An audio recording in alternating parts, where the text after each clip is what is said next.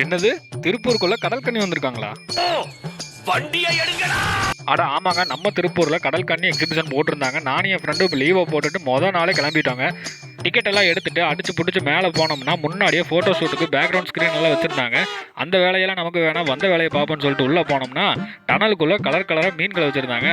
மீனாட நமக்கு முக்கியம், அந்த மான காமிடான்னு சொல்லி என் ஃப்ரெண்டு கேட்டான். அட பரதேஷ் நாயே, இருறா போகலான்னு சொல்லிட்டு வந்தோம். வந்ததுலேருந்து நானும் தேடிக்கிட்டே தான் இருந்தேங்க. கடைசியாக தான் வந்தார் நம்ம விநாயக் அப்படிங்கிற மாதிரி தான் வந்தாங்க. எங்க இருக்கு எங்க இருக்கு எங்க இருக்கு எங்க இருக்கு எங்க இருக்கு